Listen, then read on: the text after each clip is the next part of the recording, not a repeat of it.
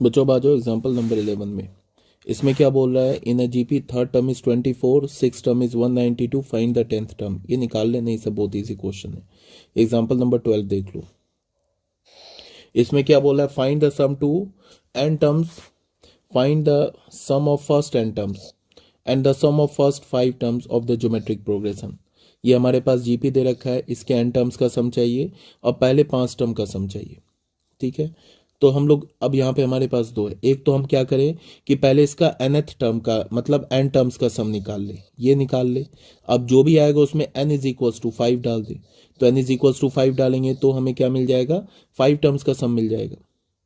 ठीक है, तो उसके लिए हमें n टर्म्स का सम का फॉर्मूला क्या होता है, एस एन किसके इक्वल होता है, एस एन हमारा क्या होता है, एस एन होता है ना हमारा n/2, सॉरी ये मैं क्या लिख रहा हूँ यार,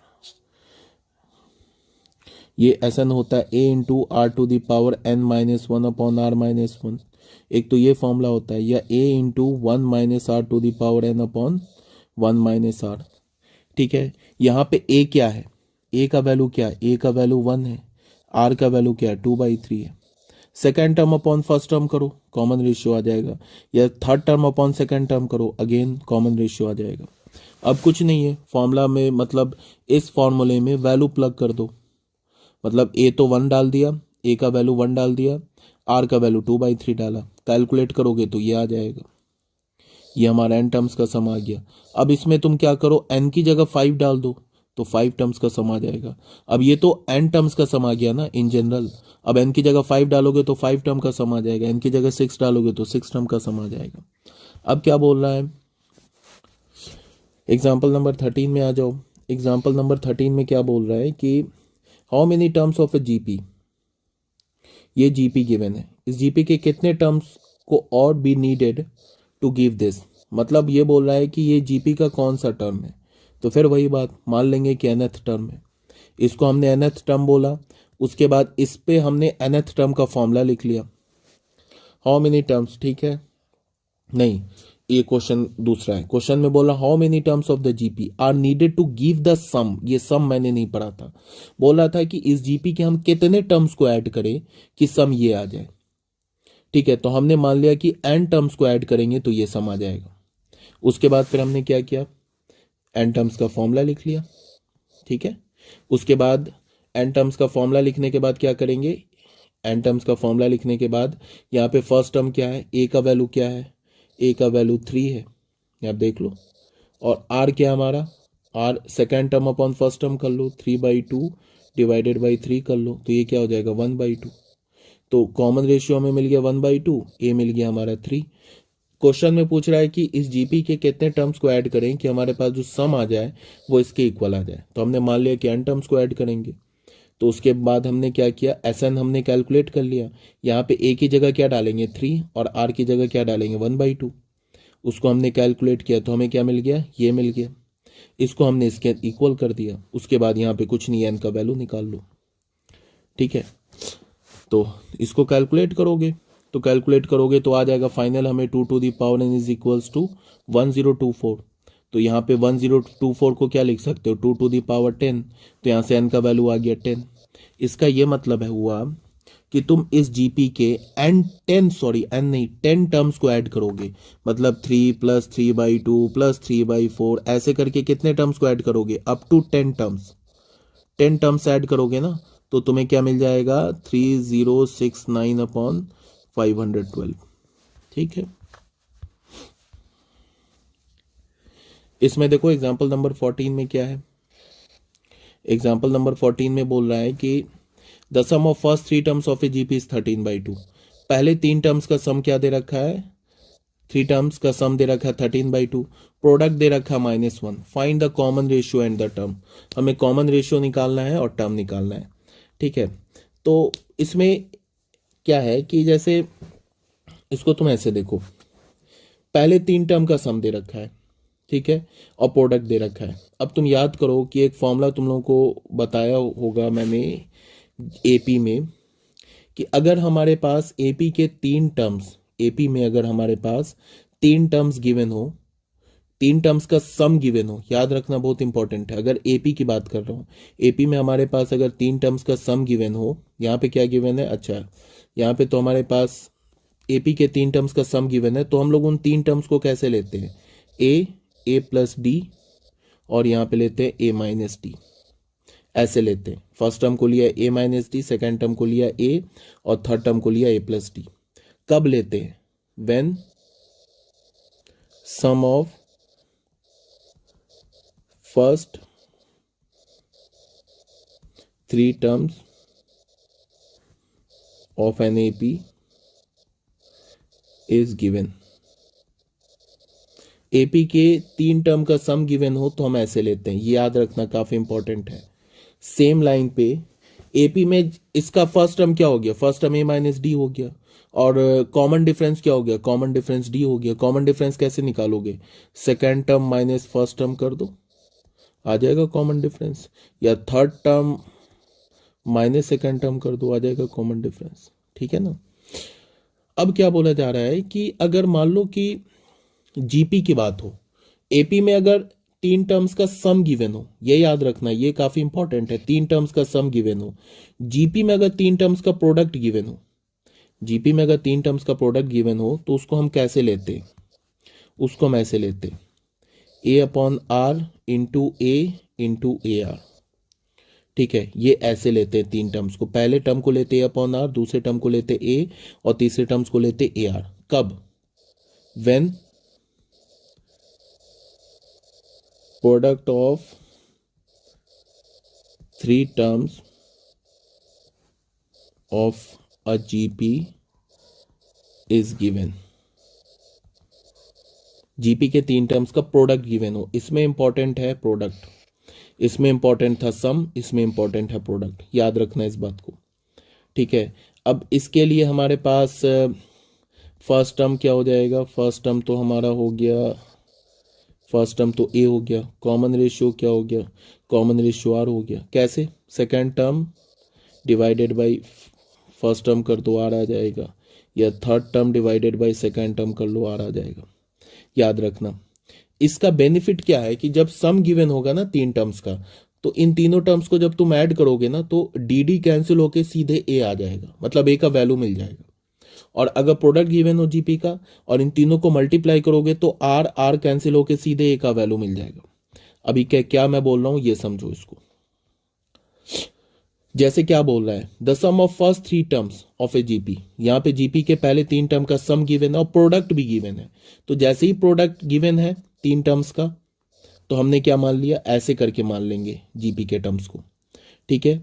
अब सम तो ये ऐसे हमने लिख लिया, तीनों को ऐड करके 13/12 के इक्वल कर दिया। जब ये मल्टीप्लाई ऐसे हमने किया ना तो ये आर और ये आर कैंसिल हो गया, सीधे ए क्यूब का वैल्यू, हमें ए का वैल्यू मिल गया -1। यहां से क्या हो जाएगा, A cube is equals to -1 implies A is equals to -1। A का वैल्यू हमें क्या मिल गया, -1। अब इस ए के वैल्यू -1 को कहां हमने पुट कर दिया, यहां पुट कर दिया। यहां से पुट करके आर में क्वाड्रेटिक आ जाएगा, ठीक है। यहां से इस क्वाड्रेटिक को सॉल्व करके आर का वैल्यू निकाल लिया हमने, तो आर के दो वैल्यूज आ गए, -3/4 एंड -4/3। तो आर के दो वैल्यूज आ गए और एपी का फर्स्ट टर्म क्या हो जाएगा, तो आर के दो वैल्यूज मिल गए तो दो जीपी मिल जाएगा।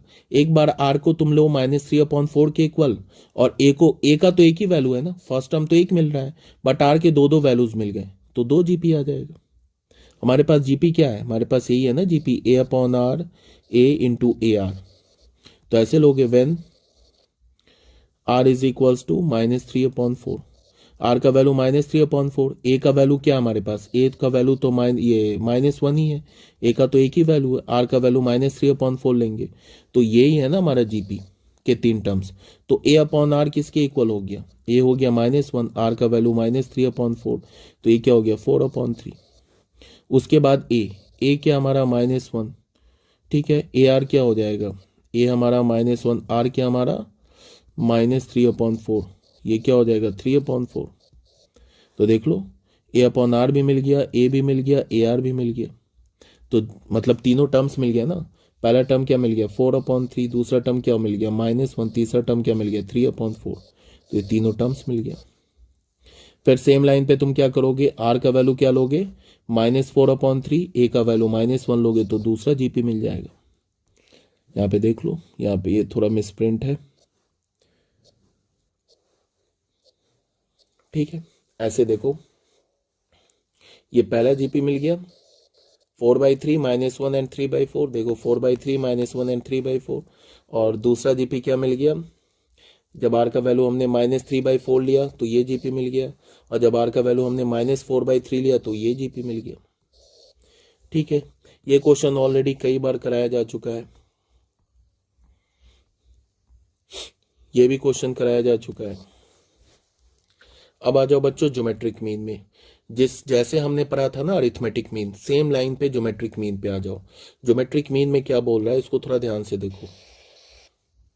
ज्योमेट्रिक मीन में क्या बोल रहा है, द ज्योमेट्रिक मीन, जैसे हम लोग क्या बोलते थे अरिथमेटिक मीन में, दो नंबर के बीच में हमने क्या किया, दो नंबर के बीच में हमने ये किया, क्या बोलता हूँ, एक नंबर इंसर्ट किया सच दैट, जैसे हम लोग अरिथमेटिक मीन में क्या बोलते थे, अरिथमेटिक मीन में ऐसे ही तो बोलते थे कि हमारे पास एक नंबर ए है, इसके बीच में एक कैपिटल ए नंबर इंसर्ट किया, और बी, ये दो नंबर गिवन है, उसके बीच में हमने एक नंबर इंसर्ट किया तो ये एपी में आ गया, तो हम इसको क्या बोलते थे, A M between A and B, A M between A and B, A और बी के बीच का ए एम अरिथमेटिक मीन। फिर हम लोग क्या करते थे, ए और बी के बीच में एन अरिथमेटिक मीन भी इंसर्ट करते थे, A1 A2 से लेके AN B, तो ये हमारा क्या है, an arithmetic mean between A and B, ठीक है। तो सेम लाइन पे अब क्या होगा कि हमारे पास दो पॉजिटिव नंबर गिवन होगा, उसके बीच में हम लोग एक सिंगल ज्योमेट्रिक मीन इंसर्ट करेंगे, फिर एन ज्योमेट्रिक मीन इंसर्ट करेंगे। इसको याद रखना है, कैसे होगा, सेम लाइन पे, जैसे एपी में क्या था ना, सेम लाइन पे जीपी में करेंगे। देखते चलो, यहाँ क्या बोल रहा है कि फिर वही बात, the geometric mean between two positive number, एक पॉजिटिव नंबर ए है, पॉजिटिव नंबर बी है, इस दोनों के बीच का जो ज्योमेट्रिक मीन होगा वो होगा √अंडर AB। जैसे ए और बी के बीच का अरिथमेटिक मीन क्या होता था, दोनों को ऐड करके 2 से डिवाइड कर दो, ये था AM। अब ए और बी के बीच का ज्योमेट्रिक मीन क्या होगा, दोनों को मल्टीप्लाई करके स्क्वायर रूट ले लो, ये हो जाएगा geometric mean between A and B, ठीक है। अब क्या है, इसको देखो ध्यान से, यहाँ क्या बोल रहा है कि हमारे पास एक नंबर ए है, एक नंबर हमारे पास बी है, इसके बीच का जो ज्योमेट्रिक मीन होगा √अंडर AB हो जाएगा। Therefore the geometric mean of 2 and 8 is 4। We observe that the three number 2, 4, 8, ये जो 2, 4, 8 है, जिसमें ये जो 4 दिख रहा है ना, ये जो हमारा 2, 4, 8 में जो 4 दिख रहा है, ये हमारा ज्योमेट्रिक मीन है, किसके बीच का, 2 and 8 के बीच का। Are consecutive terms of GP, ये जीपी के 3 कंजिक्यूटिव टर्म्स हैं, जिसमें जो 4 है is the geometric mean between 2 and 8। This lead to a generalisation, मतलब क्या है, अब हमने अभी तो एक ज्योमेट्रिक मीन, अच्छा उससे भी पहले मैं तुम्हें ऐसे दिखा देता हूँ, एक मिनट देखो, तुम ना इसको सिंगल ज्योमेट्रिक मीन का डेरिवेशन भी देख लो, सिंगल ज्योमेट्रिक मीन देख लो, यहाँ पे है थोड़ा जगह, इसमें दिखाता हूँ।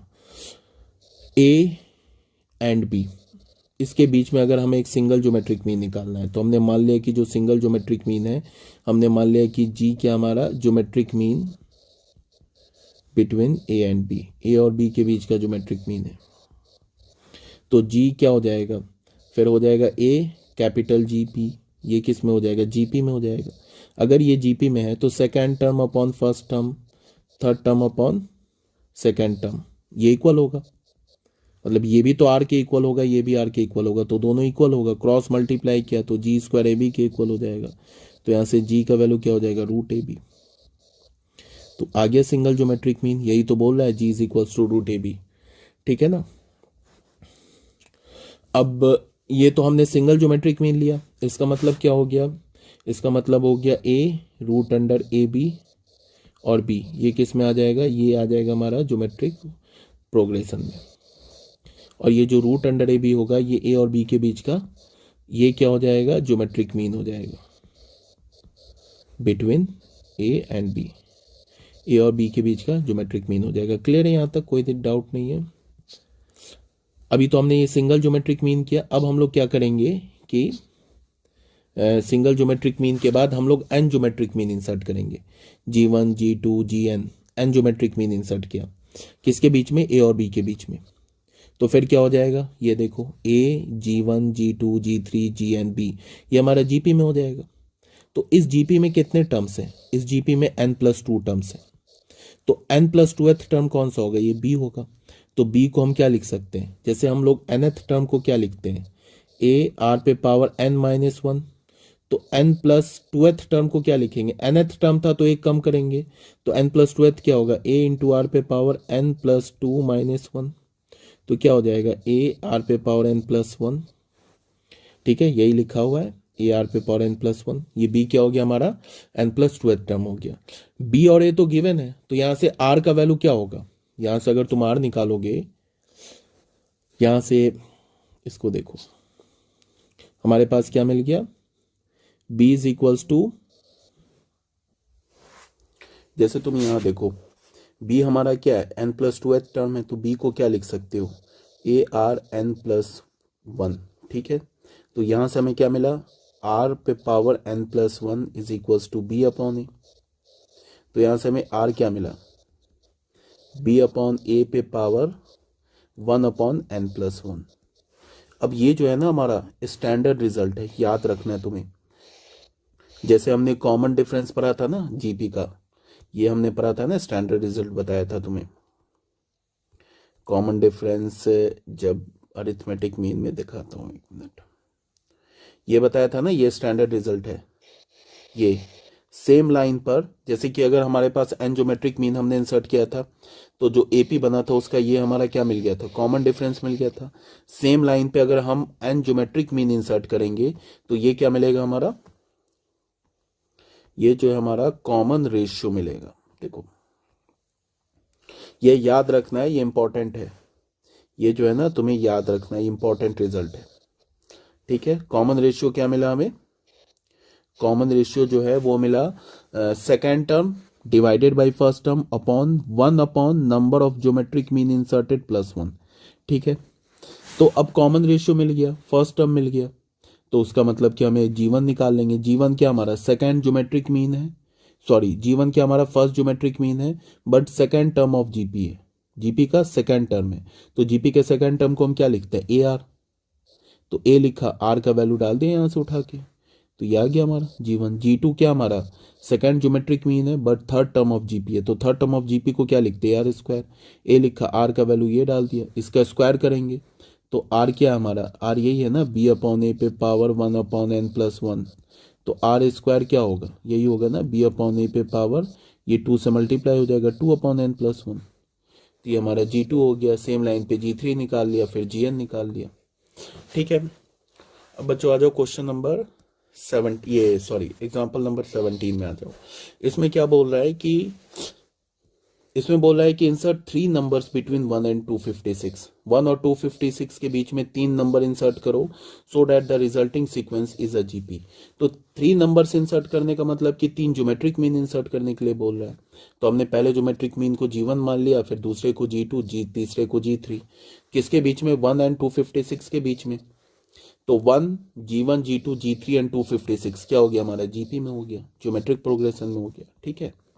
अब कोई दिक्कत नहीं है।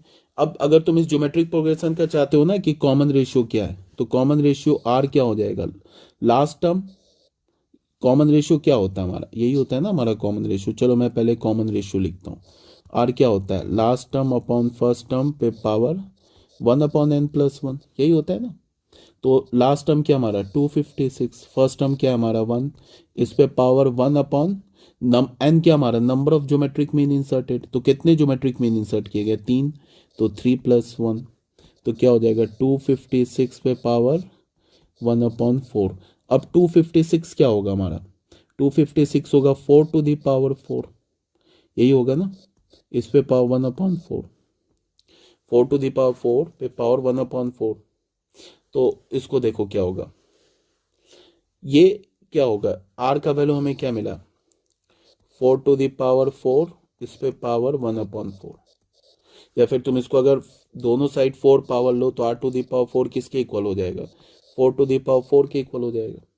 तो यहां से इवन रूट है ना, तो आर के 2 वैल्यूज मिलेंगे, तो आर हमारा क्या होगा +-4, इवन रूट में दो वैल्यूज मिलते हैं, जैसे हमने लिखेंगे ना r⁻1/2 अगर 4 के इक्वल है, तो यहाँ से ये इवन रूट है ना 2, तो यहाँ से हमें r का वैल्यू क्या मिलेगा +-2। तो यहाँ से हमें r का वैल्यू क्या मिल गया +-4। अब यहाँ पे हमारे पास फर्स्ट टर्म क्या है, फर्स्ट टर्म तो 1 है, r के दो वैल्यूज मिल गए, इसका मतलब 2 GP मिलेगा। 2 GP कैसे मिलेगा, ऐसे मिलेगा, लोगे तुम क्या लोगे, when a is equals to 1 and r is equals to 4, a का वैल्यू लोगे 1, r का वैल्यू क्या लोगे 4, तो हमारा क्या हो जाएगा, GP क्या है, G1 क्या होगा, G1 तो सेकेंड ज्योमेट्री है, सेकेंड टर्म है, बट फर्स्ट ज्योमेट्रिक मीन है, किसके इक्वल होगा, AR के इक्वल, तो 1 इंटू 4 मतलब 4 के इक्वल होगा। G2 क्या होगा, AR स्क्वायर के इक्वल, तो 1 इंटू 4 स्क्वायर क्या हो जाएगा 16। G3 क्या होगा, AR क्यूब के इक्वल, तो AR क्यूब क्या होगा 1 इंटू 4 क्यूब क्या हो जाएगा 64। ठीक है। अच्छा यहाँ पे क्या है कि यही बोल रहा है यहाँ पे, देखो r का वैल्यू ले लिया +-4, तो r का वैल्यू 4 लिया तो हमें G1 G2 G3 मिल गया। r का वैल्यू -4 लोगे तो 3 ज्योमेट्रिक मीन ये मिल जाएगा, तो 4, 16 and 64 between 1 and 25 resulting sequence is a GP। ठीक है, मतलब 3 बोल रहा था ना, 3 नंबर लेने के लिए बोल रहा था ना, सर 3 नंबर्स बिटवीन 1 एंड 256, तो या तो तुम ये ले लो, ये 3 नंबर्स ले लो, या तो ये 3 नंबर्स ले लो, GP में आ जाएगा। ठीक है, अब आ जाओ relationship between arithmetic mean and geometric mean. यहाँ पे क्या बोल रहा है, let A and G, let capital A and capital G, let capital A and capital G be the arithmetic mean. हमें करना है क्या इस टर्म में कि अरिथमेटिक मीन और ज्योमेट्रिक मीन, इसके बीच में हमें रिलेशन फाइंड आउट करना है। तो हमने अरिथमेटिक मीन को कैपिटल A बोल दिया, ज्योमेट्रिक मीन को कैपिटल G बोल दिया। Be arithmetic mean and geometric mean of two given positive real number A and B। A और B के बीच में, इस दो नंबर A एंड B के बीच में A को हमने अरिथमेटिक मीन मान लिया और G को हमने ज्योमेट्रिक मीन मान लिया। ठीक है, अब क्या है, हमें पता है कि तो अरिथमेटिक मीन क्या होगा, दोनों को ऐड करके 2 से डिवाइड कर दो। ज्योमेट्रिक मीन क्या होगा, दोनों को मल्टीप्लाई करके स्क्वायर रूट ले लो। तो ये हमारा क्या बन गया, ज्योमेट्रिक मीन, ये हो गया अरिथमेटिक मीन। अब हमने मान लो कि इसको फर्स्ट इक्वेशन बोला, इसे सेकंड इक्वेशन बोला, तो यहाँ क्या किया, यहाँ क्या किया, फर्स्ट इक्वेशन से सेकंड इक्वेशन को सब्ट्रैक्ट कर दिया। तो लेफ्ट हैंड साइड सब्ट्रैक्ट होगा तो A-G आ गया, राइट हैंड साइड सब्ट्रैक्ट होगा तो क्या मिलेगा, A+B/2 -√AB। अब इसको हमने एलसीएम ले लिया, एलसीएम लेने के बाद A को तुम लिख सकते हो √A का होल स्क्वायर, B को लिख सकते हो √B का whole square, -2 root under A भी है ना, इसको लिख लो √A इंटू √B/2। अब ये न्यूमरेटर क्या बन जाएगा, √A माइनस √B होल स्क्वायर/2। ठीक है, अब बताओ किसी भी क्वांटिटी का जो स्क्वायर होता है वो क्या होता है, वो या तो पॉजिटिव होता है या तो 0 होता है, किसी भी क्वांटिटी का स्क्वायर। तो ये जो स्क्वायर है ना, ठीक है, या फिर तुम इसको ऐसे देख लो, इसको तुम ऐसे लिख लो, इसको तुम ऐसे लिख सकते हो √A minus √B/√2 whole square. अब ये हमारा जो स्क्वायर है, ये क्या हमारा किसी भी क्वांटिटी का स्क्वायर या तो पॉजिटिव होता है या तो 0 होता है, तो ये तो या तो पॉजिटिव होगा या तो 0 के इक्वल होगा, निगेटिव नहीं हो सकता है। और ये 0 के इक्वल कब होगा, जब न्यूमरेटर 0 के इक्वल होगा। न्यूमरेटर 0 के इक्वल कब होगा, जब न्यूमरेटर का ये √A और √B इक्वल हो जाए। समझ रहे हो बात को, जब √A और √B इक्वल हो जाए, देख लो √A और √B इक्वल हो जाएगा तो क्या हो जाएगा, √A माइनस √A 0 हो जाएगा, तो ये पूरी क्वांटिटी 0 हो जाएगी। ठीक है, तो हमें क्या मिला, A माइनस G क्या मिला, सॉरी A माइनस G का हमें वैल्यू क्या मिला, ये मिला। और ये जो क्वांटिटी है क्या हमारे पास, ग्रेटर देन इक्वल्स टू 0। तो यहां से हमें फाइनली क्या मिल गया, फाइनली हमें क्या मिला, फाइनली हमें मिला A minus G is greater than equals to 0। तो ये क्या इंप्लाई किया, A is greater than is equals to G। इसका मतलब कि अरिथमेटिक मीन ज्योमेट्रिक मीन से या तो बड़ा होगा हमेशा या तो इक्वल होगा। इक्वालिटी होल्ड कब करेगा? When root A is equals to root B. यहाँ पे ये 0 के इक्वल कब होगा? जब न्यूमरेटर के दोनों रूट ए और रूट बी के इक्वल हो जाए। तो इक्वालिटी होल्ड करेगा कब? When root A is equals to root B हो जाए। अब दोनों साइड स्क्वायर ले लोगे तो A is equals to B.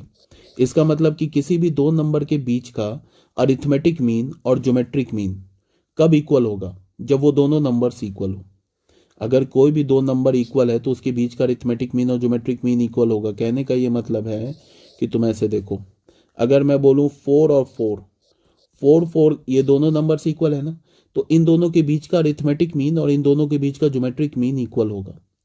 इन दोनों इस दोनों का अरिथमेटिक मीन क्या होगा? दोनों को ऐड करके 2 से डिवाइड कर दो, a डिवाइडेड बाई 2 क्या हो जाएगा? 4। ज्योमेट्रिक मीन क्या होगा? दोनों को मल्टीप्लाई करके स्क्वायर रूट ले लो, 4 इंटू 4, ये भी 4 आ गया। तो देख लो अरिथमेटिक मीन भी 4 हो गया, ज्योमेट्रिक मीन भी 4 हो गया। अब ये दोनों नंबर्स इक्वल था ना, तो am और gm इक्वल हो गया। अब अगर सपोज डैट कि दो अनइक्वल नंबर लेते हैं हम लोग, जैसे कि हमने ना ले लिया a का वैल्यू मान लो ले लिया हमने 6 एंड b का वैल्यू हमने ले लिया 5, ठीक है। इस दोनों के बीच का अरिथमेटिक मीन क्या होगा? अरिथमेटिक मीन होगा 6 प्लस 5/2 क्या होगा? 11/2 क्या हो जाएगा? 5.5। अब इन दोनों नंबर के बीच का ज्योमेट्रिक मीन क्या होगा? ज्योमेट्रिक मीन होगा √6 इंटू 5, तो √30। अब √30 जो 30 है इसका वैल्यू 5.5 से कम है। कैसे? √25 का वैल्यू क्या होता है? 5 होता है ना, और √36 का वैल्यू क्या होता है? 6। मेरी बात समझ रहे हो? √25 का वैल्यू 5 होता है, √36 का वैल्यू 6 होता है। तो ये जो 30 है ये तो इसके 25 और 36 के बीच में है ना। इसका ये कहने का मतलब है कि जो √30 जो 30 है, हमारा रूट जो 30 है ये छोटा है किससे? 5.5 से। √30 क्या हमारा ज्योमेट्रिक मीन है, छोटा है अरिथमेटिक मीन से। मतलब क्या हो गया कि जो अरिथमेटिक मीन है वो बड़ा है ज्योमेट्रिक मीन से। अगर कभी भी दो नंबर अनइक्वल होगा ना, तो उस केस में अरिथमेटिक मीन क्या होगा? ज्योमेट्रिक मीन से ग्रेटर होगा। और दो नंबर अगर इक्वल हो गया तो फिर उस केस में क्या होगा कि अरिथमेटिक मीन और ज्योमेट्रिक मीन इक्वल हो जाएगा। ठीक है, इसमें देख लो एग्जाम्पल नंबर 18 में क्या बोल रहा है। इसमें यह बोल रहा है कि if arithmetic mean and geometric mean of two positive real number a and b are 10 and 8 respectively, find the number। क्या बोल रहा है कि अरिथमेटिक मीन और ज्योमेट्रिक मीन दो नंबर स्मॉल ए और स्मॉल बी का 10 है और 8 है। मतलब इस दो नंबर का जो अरिथमेटिक मीन वो तो 10 है और इन दोनों नंबर्स का जो ज्योमेट्रिक मीन है वो 8 के इक्वल है। तो नंबर निकालो। तो बहुत इजी क्वेश्चन है। अरिथमेटिक मीन क्या होता है? दो ए और बी का अरिथमेटिक मीन क्या होगा? दोनों को ऐड करके 2 से डिवाइड कर दो। क्वेश्चन में गिवन है ना 10 के इक्वल है, तो उसको 10 के इक्वल कर दिया। ज्योमेट्रिक मीन क्या होगा? दोनों को मल्टीप्लाई करके स्क्वायर रूट ले लो। ठीक है, तो दोनों को मल्टीप्लाई करके स्क्वायर रूट ले लिया, वो किसके इक्वल हो गया? 8 के इक्वल हो गया। तो ये हमारे पास यहाँ से फर्स्ट इक्वेशन मिल गया, सेकंड इक्वेशन मिल गया। इसको अगर मैंने दोनों साइड स्क्वायर कर दिया तो ए बी का वैल्यू क्या हो जाएगा? 8 स्क्वायर क्या हो जाएगा? 64।